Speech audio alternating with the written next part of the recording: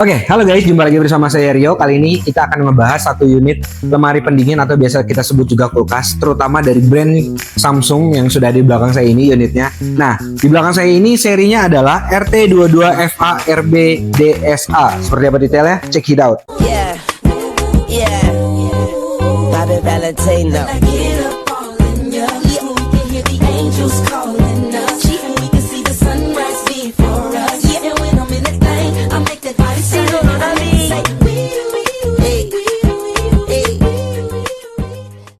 Oke, jadi satu unit lemari pendingin di belakang saya ini dia masuk ke kategori unit yang dua pintu. Nah, dua pintunya ini maksudnya atas dan bawah. Jadi freezernya di atas, kompartemen biasanya itu di bawah. Nah, kalau untuk di era Blue sendiri itu ada minimal itu ada 4 model yang masuk ke era Blue. Yang pertama itu multi door, yang kedua side by side, yang ketiga kayak belakang saya ini dia dua pintu atas bawah.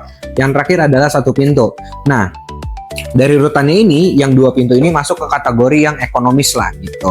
Oke, kita langsung aja untuk review seperti apa sih fitur-fiturnya. Dari tampilannya aja nih, jadi dia itu sudah mengedepankan kalau dia itu menggunakan kompresor yang inverter. Terlihat dari banyaknya tulisan yang hemat energi, hemat hingga 50%.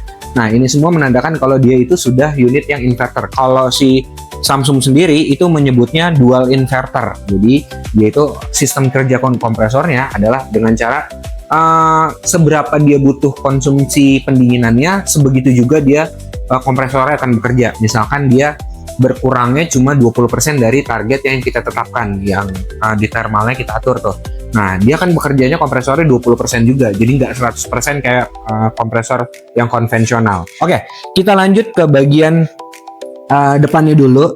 Jadi gripnya itu ada di bagian depannya. Ini menambah kesan yang lebih elegan. Kenapa? Karena kayak kelihatan disediain khusus gitu loh kalau untuk pegangan tangannya. Kalau unit-unit tanpa pegangan kayak gini kan dia polosan aja.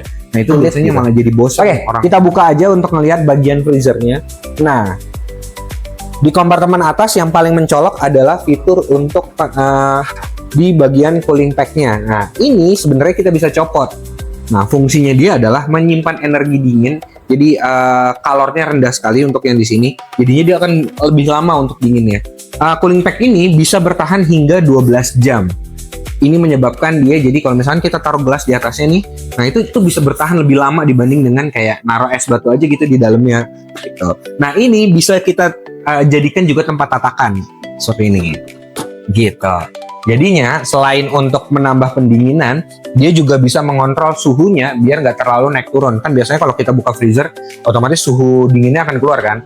Nah, ini menahan supaya tidak terlalu cepat lah udara dinginnya keluar gitu. Nah, di bagian kirinya ini ada kompartemen untuk penaruh dan penampungan untuk pembuatan es. Nih dia. Jadi ini akan terkumpulnya es akan di sini. Nah, untuk refillnya dia ada di bagian atasnya. Gitu. Nah, ini nantinya akan kita isi air. Habis itu baru deh kita pasang di sini. Nah, untuk naruhnya es batunya ke bawah, nggak perlu kita copotin lalu kita puter. Tapi tinggal putar aja knob yang di bagian atas. Habis itu es batunya nanti akan jatuh. Nah, untuk para customer, tolong diingat kalau ini tuh nggak bisa langsung ditarik. Tuh, dia keras. Jadi harus sedikit diangkat dari bawah, baru ditarik.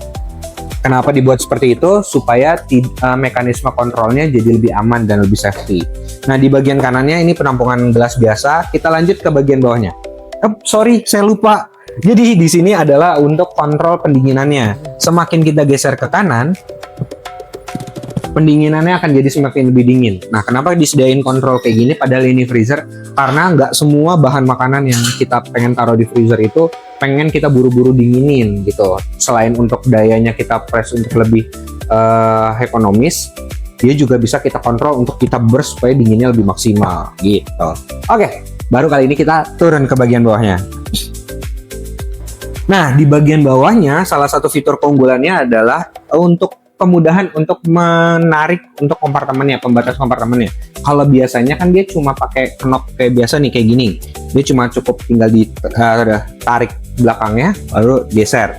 Nah, tapi kalau misalkan unit yang ini, dia sudah ada rolling untuk rodanya. Jadinya kita mudah nih buat ngaksesnya. Gitu, tuh. Jadinya lebih smooth. Di bagian bawahnya itu ada moist freeze zone. Jadi ini fungsinya untuk kayak contohnya sayur-sayuran, kan dia sensitif tuh sama bakteri-bakteri.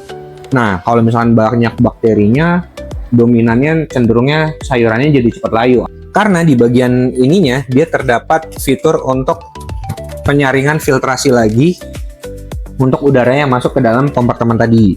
Nah, ini menyebabkan udara yang masuk ke dalamnya itu cuma hanya dingin. Jadinya bakterinya terfilter di sini gitu. Oke. Paling untuk fiturnya itu aja. Paling saya pesankan untuk para teknisi selalu kasih jarak untuk penempatannya. Kiri dan kanannya itu selalu kita spare untuk minimal itu 10. Bagian belakangnya itu 20 cm. Kenapa? Karena semua pendinginan yang berhubungan dengan refrigeran itu pasti mengeluarkan hawa panas, apalagi kompresor. Kalau hawa panasnya ditutup, kita nggak kasih ruang nih untuk hawa panasnya keluar, kompresornya akan jadi cepat overheat dan bahkan bisa rusak gitu.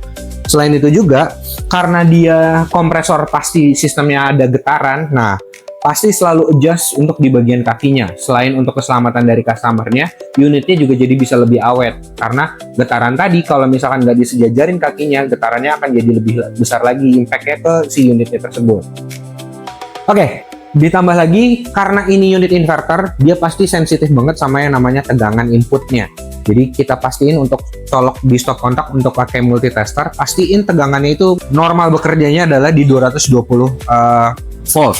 Jangan sampai kurang dari 210. Kita kasih toleransi lah sampai di 210 volt. Nah, kenapa? Karena sistem kerja kompresor untuk yang inverter dia cenderung modulnya itu banyak. Kalau sampai tegangannya berlebih, itu bisa merusak si modulnya tersebut. Apalagi sampai kurang, nanti ampere bisa tinggi. Oke, gitu aja pesan-pesan dari saya, and bye-bye.